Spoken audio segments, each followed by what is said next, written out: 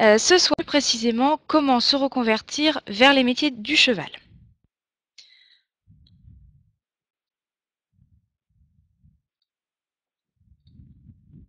Donc, au sommaire, on reviendra sur au sommaire, on reviendra donc sur la provenance des données et des publications qui ont été faites. On parlera un petit peu de cette reconversion professionnelle volontaire en revenant rapidement sur le concept et le processus, avant d'en parler au niveau de la filière équine à proprement parler. Ensuite, on évoquera la formation, puisque c'est une question qui revient très régulièrement, avant de s'intéresser à l'intégration à proprement parler dans cette filière équine. Donc, je ne sais pas si certains d'entre vous connaissent Equiresources. C'est un service gratuit qui existe depuis 10 ans, puisque nous avons été créés en mai 2007 pour 3 missions en particulier. La première et celle qui nous occupe le plus, c'est la relation que nous mettons entre les employeurs et les candidats. C'est-à-dire que nous animons une bourse à l'emploi où les employeurs y déposent offres d'emploi, de stage ou d'apprentissage et les personnes postulent directement via notre site internet pour pouvoir y envoyer leur CV et leur lettre de motivation. D'autre part, nous sommes des conseillers en orientation, ce qui fait que nous informons sur les métiers et les formations de la filière équine.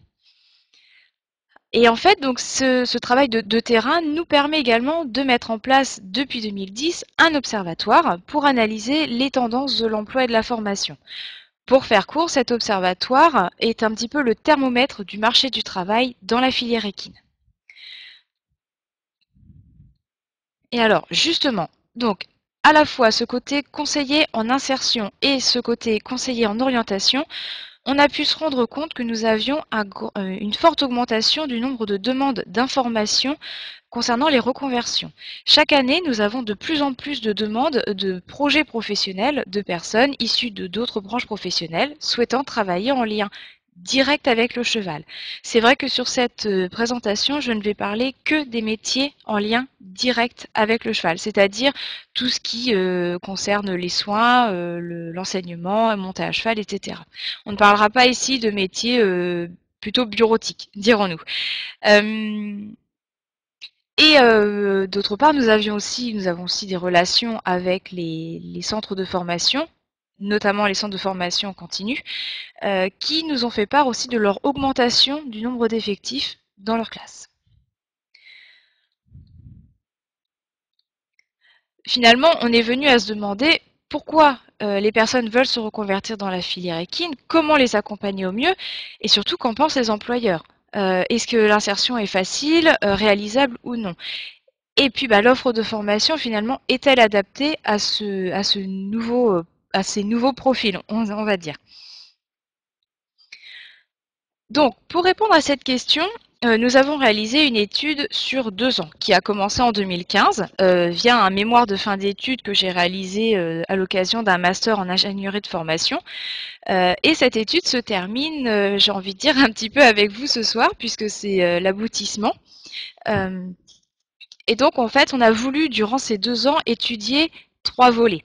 C'est-à-dire qu'on voulait l'avis des dirigeants, donc tout ce qui est employeur dans la filière équine, l'avis des reconvertis, forcément, et puis ceux des établissements de formation. Donc l'idée, en fait, pendant ces 2 ans pour cette étude, on a un petit peu croisé les regards des 3 acteurs afin de découvrir un petit peu leur ressenti et ce que les uns pouvaient apporter aux autres. Donc en tout, au niveau des employeurs, nous avons eu un retour de 222 questionnaires, ce qui équivaut à peu près à 8% de notre échantillon. Donc c'est une valeur qui peut vous paraître un petit peu faible, néanmoins qui reste relativement intéressante dans une étude et qui peut être prise en compte. Afin d'affiner un petit peu ces questionnaires, nous avons réalisé 8 entretiens directement avec des employeurs afin d'affiner un petit peu et de rentrer dans le détail avec eux. Ensuite, au niveau des reconvertis, donc là c'est tout pareil, on a voulu faire et à la fois une recherche qualitative avec des entretiens semi-directifs et directifs, c'est-à-dire qu'on leur pose des questions et on les laisse plus ou moins élargir le sujet. Donc en tout, nous avons interviewé 19 personnes sur ces deux années.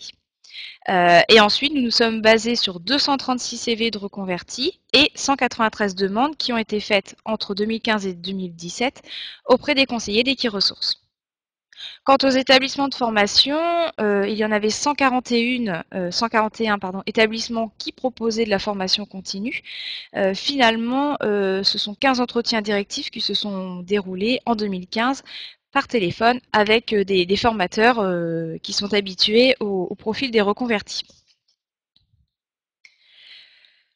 Alors, c'est vrai que là, nous arrivons, comme je vous l'ai dit, à l'aboutissement de ces 2 années d'études. Va paraître très très prochainement une synthèse d'une cinquantaine de pages, je pense même qu'on va atteindre les 60 bientôt, qui va reprendre effectivement tout ce travail et qui va apporter beaucoup d'informations pour les personnes qui souhaitent se réorienter et changer de voie professionnelle. Nous aimerions sur le site www.equiresources.fr réaliser un quiz. Alors il en existe déjà, mais plutôt destiné à un public jeune. Mais là, cette fois, on l'adaptera au public de personnes en reconversion afin de faire un pré-conseil sur votre projet professionnel. Bien entendu, ça n'enlèvera pas les conseils que vous pourriez avoir avec un conseiller par la suite. De même, nous mettrons à disposition des fiches conseils, bien faire son CV, bien s'insérer, etc. Ces fiches conseils sont d'ailleurs téléchargeables, hein, donc vous pourriez les voir à la fin de la présentation. Voilà, ça reste des projets, hein, rien n'est gravé dans le marbre, donc d'autres pourront venir par la suite. À l'heure actuelle, il y a déjà eu 4 publications, dont une en janvier 2017. Donc en fait, c'est un livre qui provient du mémoire qui a été rédigé en 2015. Voilà, ça reprend vraiment toute la première partie de l'étude. Voilà, donc c'est bien plus gros et peut-être un petit peu moins complet que la synthèse de 50 pages qui paraîtra au courant de l'automne 2017. En décembre 2016, Cheval Magazine nous avait fait part d'une demande parce qu'effectivement, eux aussi ont beaucoup de demandes sur la reconversion. Voilà, donc un article avait été également rédigé pour eux en décembre 2016. Equidé avait repris un article qui avait été fait, on va dire, entre les 2 années d'études voilà, pour vraiment appréhender le changement de travail. C'est également changer de vie. Voilà. Donc c'était plutôt axé sur cette base. Et puis en janvier 2016, cette fois, c'était plutôt un article sur l'avis des employeurs. Voilà, c'est-à-dire qu'on a voulu faire 4 articles, mais pas 4 articles identiques. Voilà, donc on essaye d'approcher les différents angles avec les différents éditeurs. Alors, la reconversion professionnelle, finalement, qu'est-ce que c'est? On entend beaucoup de la reconversion, j'ai envie de dire malheureusement, plutôt de la reconversion contrainte, notamment avec les licenciements économiques de masse. Et finalement, on s'est rendu compte dans la littérature qu'il y a très très peu d'auteurs qui se sont intéressés à ce sujet. Je me suis basée depuis 2015 sur les travaux de Catherine Negroni, qui en a fait sa spécificité et qui travaille énormément sur la reconversion professionnelle volontaire. Donc je vous invite, si vous êtes un petit peu lecteur, à consulter ces articles et ces ouvrages voilà, pour avoir une vision globale de ce phénomène et, voilà. Et peut-être que vous pourriez vous retrouver aussi dans ces écrits. Donc finalement, qu'est-ce qu'elle nous dit? Elle nous dit que la reconversion, bah, c'est comme une reconversion contrainte. Finalement, on change d'activité, on change de secteur, de branche professionnelle, de profession, mais cette fois de manière volontaire. C'est-à-dire que l'acteur, il est à la base du changement. Voilà, ça ne lui est pas imposé, c'est quelque chose qui l'anticipe. C'est pourquoi il y a 3 éléments indispensables pour parler de la reconversion professionnelle volontaire. C'est d'une part le changement qui est une volonté de rompre avec son passé, ses expériences antérieures. Ensuite, c'est l'ancienneté, puisqu'on parle de reconversion à partir du moment où la personne a au moins 4 à 6 ans d'expérience sur un même secteur d'activité ou une même profession. Voilà, c'est vrai que ça écarte un petit peu les jeunes qui se cherchent en début de carrière sur les différents projets professionnels qui peuvent s'offrir à eux. Et puis volontaire, puisqu'effectivement, c'est un changement qui est anticipé et non subi par la personne. Donc en fait, on est parti de cette étude qui parle finalement de la reconversion professionnelle dans son ensemble, et on a voulu l'adapter à la filière équine, qui est quand même une filière assez atypique. Pour ceux qui ont commencé leur reconversion, je pense que vous vous en êtes très vite rendu compte. Et donc finalement, qu'est-ce qu'elle dit cet auteur sur la reconversion professionnelle? C'est un processus qui se déroule en 5 étapes. Alors ce sont 5 étapes qui ne se déroulent pas de manière linéaire et qui est, on va dire, c'est un processus propre à chacun. Les temps seront plus ou moins longs, plus ou moins compliqués selon les parcours et la personne. Donc en fait, bien entendu, le centre de ce processus, c'est la personne elle-même qui va réfléchir sur son avenir, qui va penser à son passé, à son présent et réfléchir à l'avenir. Bien entendu, elle ne sera pas toute seule, puisqu'effectivement, nous avons les autres. Donc les autres, c'est-à-dire les personnes qui vont l'entourer, soit les parents, les collègues, la famille, les amis, voire des conseillers extérieurs. La première étape, alors, comme je vous l'ai dit, c'est pas linéaire, ça peut se croiser en règle générale. La première étape, c'est la vocation contrée. Donc, c'est-à-dire que la personne a été empêchée toute jeune à réaliser ce pourquoi elle était faite. Alors, cet empêchement, il vient de plusieurs manières. Soit c'était le système scolaire qui lui en a dissuadé, soit la famille en a décidé autrement, soit des aléas de la vie, une orientation professionnelle difficile. Voilà. Donc la personne finalement construit son projet professionnel et garde en mémoire un métier pour lequel il était fait et pour lequel il avait des attirances. La deuxième phase, on arrive sur le désengagement. Donc là, c'est ce qui va déclencher finalement la reconversion. Ce sont des éléments qui sont propres aux conditions de travail. Là, ça va être clairement un dérèglement des conditions de travail qui va faire que la personne va arriver un petit peu à saturation. Donc il y aura peut-être des problèmes de non-reconnaissance, des conditions de travail compliquées, un supérieur hiérarchique qui change et qui bouleverse toute l'organisation du travail, ou l'absence de perspective. Voilà. Donc ensuite, on peut arriver sur une période de latence. Alors cette période de latence, finalement, c'est un temps d'incertitude. C'est la période, on va dire, la plus compliquée pour une personne en reconversion. Pourquoi? Parce que c'est une période où la personne va à la fois se déconstruire et se reconstruire.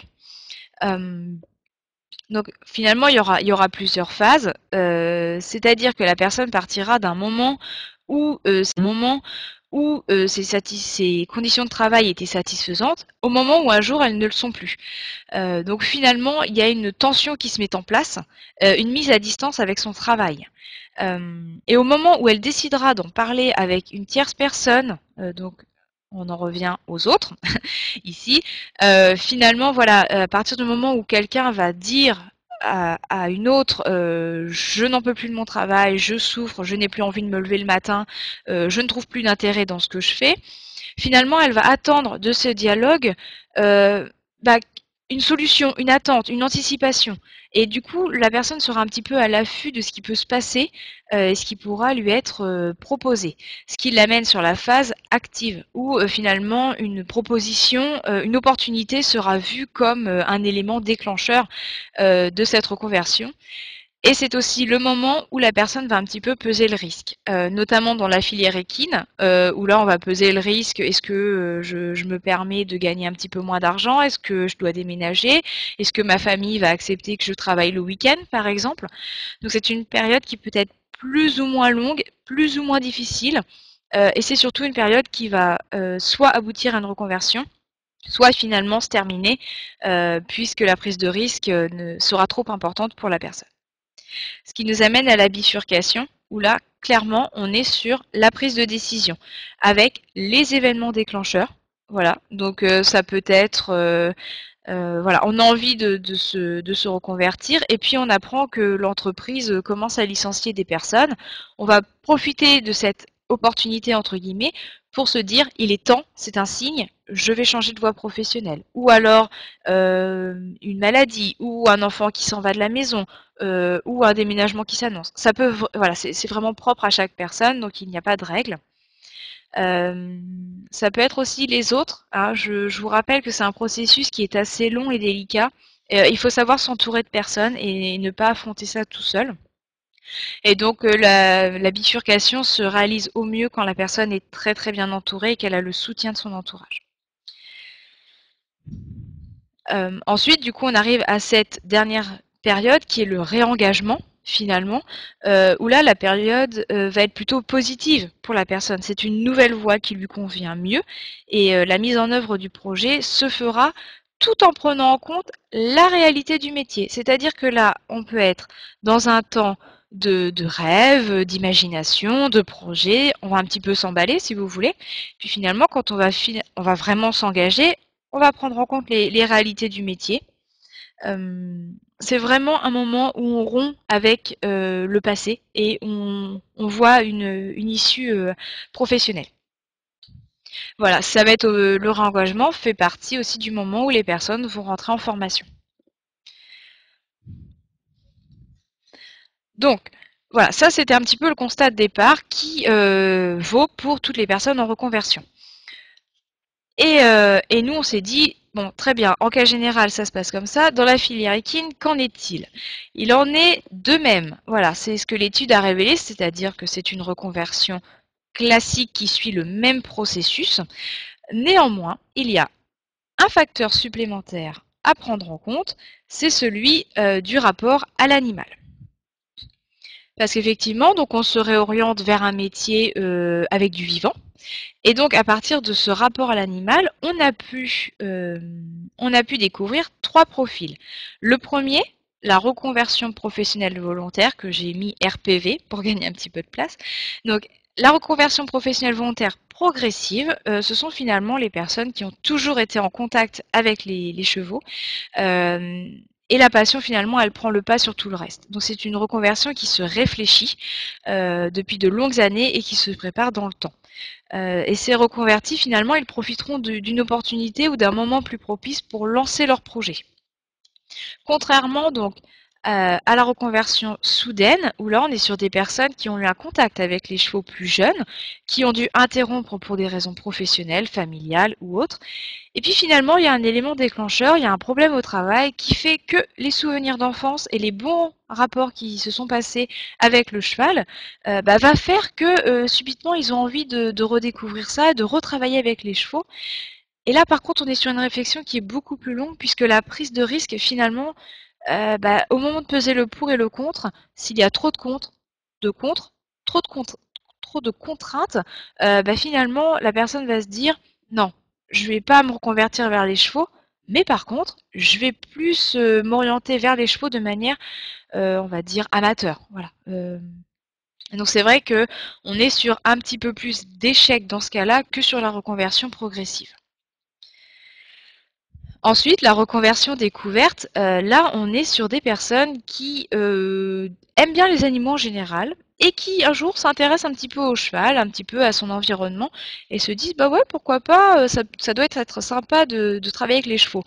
Euh, c'est des intérêts qui sont très particuliers, soit c'est pour des raisons familiales, un changement de vie, un changement de géographie, confort de vie, rapport à la société, etc. Et là, les personnes vont davantage être à la recherche d'installation. Voilà, les personnes ne voudront pas trop être salariées dans la filière équine, puisque finalement, en fait, ils réinventent complètement leur vie et vont se réorienter entièrement. Voilà, c'est non pas professionnel, mais c'est aussi au niveau du choix de vie. Et donc en quelques chiffres, donc c'est vrai que je vais passer un petit peu rapidement parce que le temps passe. Nous avons découvert donc à partir de nos 236 CV et nos quasiment 200 demandes que les femmes étaient davantage attirées par les métiers de l'enseignement que les hommes. C'est vrai que on a beaucoup de demandes de femmes qui veulent être animatrices, monitrices, ce qui convient parfaitement au centre équestre puisque finalement ce sont des femmes qui sont plus mûres, plus stables, qui sont proches des enfants et qui ont un véritable envie de partager leurs expériences. En revanche, le métier du sport attire davantage les femmes de moins de 25 ans, puisqu'effectivement, quand on veut être monitrice, on s'est rendu compte que c'était des femmes âgées entre 26 et 40 ans. Quant aux hommes, donc s'ils délaissent un petit peu les postes de l'enseignement, ils sont davantage nombreux à se réorienter vers l'élevage, les courses et les soins, et notamment ce métier phare pour les hommes, la maréchalerie, qui est une relative forte demande. Voilà, donc vous retrouvez sur ce tableau un petit peu tous les postes avec les différents chiffres. On se rend compte en fait sur le poste d'entretien que c'est là qu'on a le plus de demandes de réorientation. Alors ça tombe bien, j'ai envie de dire, puisque les employeurs sont prêts à embaucher des reconvertis sur ces postes-là. C'est un petit peu, on va dire, la porte d'entrée, la voie où on va découvrir, apprendre énormément de choses pour éventuellement ensuite penser à une évolution professionnelle. Et chez les femmes comme chez les hommes, eh bien c'est vrai que ce sont les 36-40 ans qui sont le plus indécis. Donc travailler avec les chevaux, oui. Quoi faire? C'est encore en réflexion. Donc j'en arrive du coup à l'utilité de la formation. Dans notre enquête, on s'est rendu compte que 70% de nos employeurs enquêtés étaient favorables à la formation des reconvertis. Donc, les 70% pour estiment que la formation permet de... Donc, en fait, si vous voulez, la formation, elle va rassurer les employeurs sur l'implication de la personne. Faut savoir que les employeurs ont souvent des problèmes de désillusion. Ils ont des personnes qui arrivent pleines d'entrain et qui finalement se rendent compte des difficultés et qui vont un petit peu revenir sur leurs décisions. Donc le fait de suivre une formation, ça va leur permettre de vous trouver une légitimité, de confirmer que c'est un véritable choix, que vous êtes investi, engagé. Voilà, ça va vraiment les rassurer. Ça montre aussi à la personne en reconversion la réalité du métier, parce que finalement, faire de l'équitation sur son temps libre, c'est très très agréable. Par contre, y travailler en permanence, ça peut en freiner plus d'un. Donc la formation et surtout les stages vont vous permettre de faire le point sur ce que vous voulez réellement. Voilà, donc effectivement, les stages, hein, comme j'en ai parlé, c'est extrêmement important, surtout dans des métiers en lien direct avec le cheval, puisque c'est un endroit, voilà, ça va être sur le terrain que vous allez apprendre le plus de choses. Néanmoins, la formation, elle vous permet d'acquérir vos bases. Et oui, effectivement, parce que l'employeur va accepter de vous former, de vous apprendre des choses, mais il ne pourra pas tout vous apprendre, il n'aura pas le temps, ce qui fait que les formations que vous avez acquises en établissement scolaire, on va dire, sont un gain de temps pour lui. En revanche, pour les personnes contre, finalement, la critique qui peut revenir le plus, ce sont des gens de terrain qui estiment que le métier s'apprend sur le terrain et que, quelque part, on a une question de feeling avec le cheval, puisque c'est un être vivant, et que ça ne peut pas s'apprendre dans une salle de classe. Donc on est d'accord ou non avec cette particularité, n'empêche que ça représente quand même 30% des employeurs qui estiment que cette sensation se développe au contact du cheval et non pas enfermé entre quatre murs. Voilà, ce sont des métiers un petit peu instinctifs où il faut être très réactif, voire parfois un petit peu créatif puisqu'on fait du cas par cas. Donc finalement, vous, si vous êtes en période de reconversion, vous devez vous demander est-ce que je dois suivre cette formation pour réussir ma reconversion? Donc les questions à se poser finalement, est-ce que le métier vers lequel je veux me réorienter oblige-t-il la détention d'un diplôme? Puisqu'effectivement, si vous voulez vous réorienter vers le métier de moniteur, d'inséminateur, de coach, d'instructeur, etc., nous allons obliger à suivre une formation pour détenir un diplôme. Donc ça, c'est la première question à vous poser. Si cela n'est pas nécessaire, vous pouvez aussi vous demander, est-ce que mon projet nécessite une remise à niveau équestre? Effectivement, vous voulez être cavalier, il n'y a aucune obligation de détenir un diplôme. Néanmoins, si vous sentez que vous avez besoin de reprendre vos bases, une formation est peut-être intéressante pour vous. Avez-vous suffisamment d'expérience comme amateur pour vous occuper seul d'un cheval? Trop souvent, on a des personnes qui disent oui, oui, j'ai déjà vu des gens faire, ça devrait aller, j'y arriverai. Non, d'accord? Il faut vraiment vous dire est-ce que seul je pourrais intervenir dans tel cas et tel cas. Si ce n'est pas si ce n'est pas le cas, finalement, peut-être une formation serait intéressante à suivre. Peut-être qu'il faut connaître le fonctionnement de la filière équine. Une formation vous permet aussi de rentrer en relation avec les acteurs de la filière équine et de bien comprendre son fonctionnement.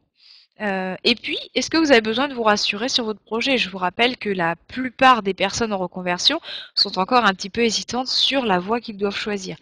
La formation est aussi faite pour ça, pour vous rassurer, pour infirmer ou confirmer votre projet professionnel et sur sa faisabilité.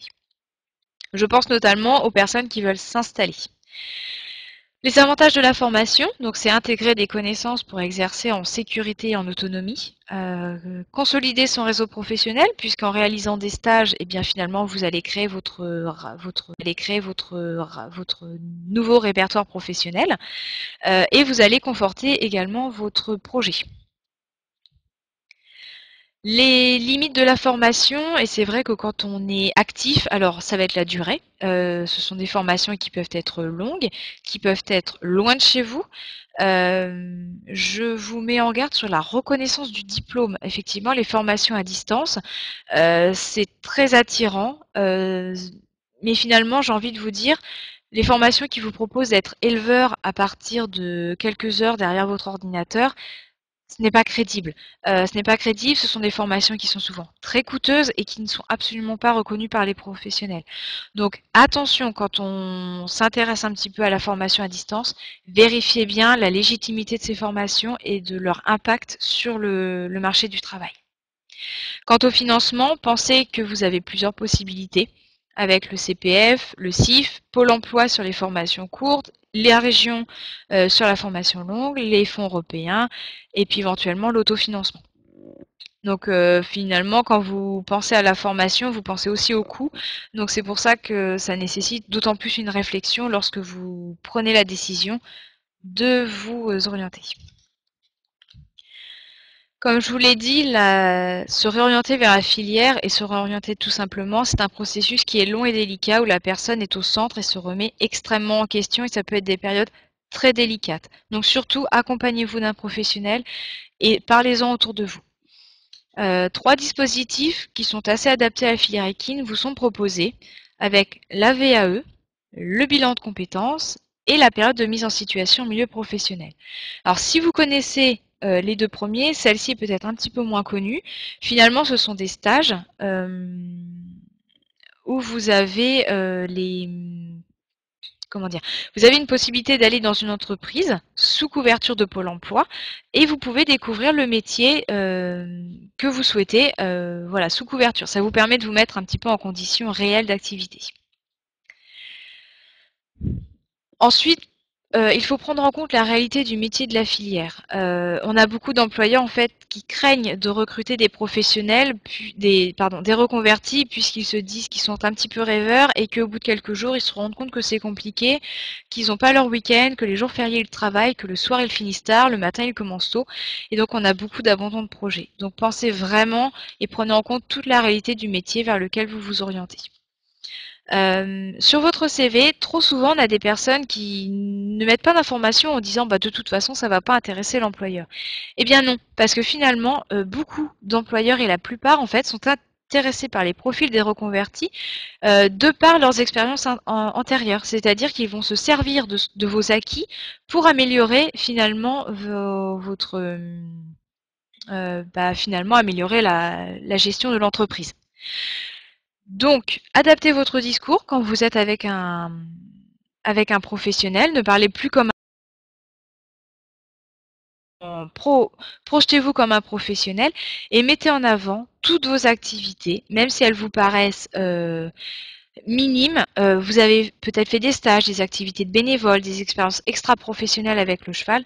Tout cela, il faut le mettre en avant dans votre CV pour que ça rassure l'employeur et qu'il ne se dise pas, bon, bah, j'ai une secrétaire médicale qui postule chez moi, je ne sais pas pourquoi, c'est peut-être une erreur, je ne vais pas la rappeler. Alors que si vous accompagnez votre CV d'une lettre de motivation expliquant votre décision et vous mettez dans les centres d'intérêt les, les, vos expériences en tant qu'amateur, finalement, ça va les rassurer, ils vont comprendre votre démarche davantage. Alors, donc je vais conclure parce qu'après j'aimerais répondre à vos questions qui commencent à arriver. Ce qu'il va falloir retenir pour vous de cette intervention. Donc, s'informer sur la reconversion, malgré le peu de données que vous avez, informez-vous, prenez des informations. Ce sont des projets qui augmentent dans le nombre. Finalement, c'est pour ça qu'on s'y intéresse de plus en plus. Se reconvertir, bah, finalement, ça reste un processus long et délicat, propre à chacun. Ne pensez pas que vous êtes les seuls perdus. Voilà, vous êtes nombreux à vous demander si vraiment c'est le bon chemin. Se réorienter vers un métier qui vous correspond, oui, mais un métier qui répond aux attentes du marché, c'est quand même mieux. Voilà, donc pensez vraiment à la faisabilité et à la réalité du marché du travail. Voilà, donc soyez artiste, mais ayez quand même les pieds sur terre. Se former pour consolider son projet et assurer sa légitimité. Hein, c'est vrai que ça, c'est des choses qui reviennent souvent de la part des reconvertis qui disent, bah, avec ma formation, je suis passé d'un amateur à un pro professionnel. Donc après, voilà, la suite se fait sur le terrain, mais c'est vrai que ça permet de légitimer sa position. Transformer vos expériences en une force. Voilà, ne cachez pas, vous avez forcément acquis des choses sur vos anciennes expériences professionnelles qui peuvent intéresser l'employeur. Donc profitez-en, c'est une force que vous avez par rapport aux jeunes qui peuvent intégrer la filière équipe. Et puis réaliser des stages. Alors réalisez pas des stages dans votre centre équestre, hein, réalisez des stages dans des entreprises telles que les courses, les élevages, déjà pour vous faire une idée de la filière équine, mais aussi pour vous éviter trop de désillusions et d'échouer dans votre projet de reconversion. Donc du coup, ma présentation est maintenant terminée. Je suis désolée, j'ai été très rapide sur la fin. Je vais pouvoir répondre à vos questions. Donc n'hésitez vraiment pas à... Je vois que vous êtes en train de parler entre vous. Mettez-moi vos questions sur le chat public. Vous allez avoir donc sur votre écran à droite le lien qui vous renvoie vers le site de www.equiresources.fr. N'hésitez pas à aller y consulter les offres d'emploi, de stage, d'apprentissage, la rubrique métier et formation, vous allez retrouver plusieurs fiches. Et puis nous avons un formulaire de contact si vous souhaitez si vous souhaitez nous contacter et qu'on prenne voilà, rendez-vous pour parler un petit peu de votre parcours professionnel et de votre projet.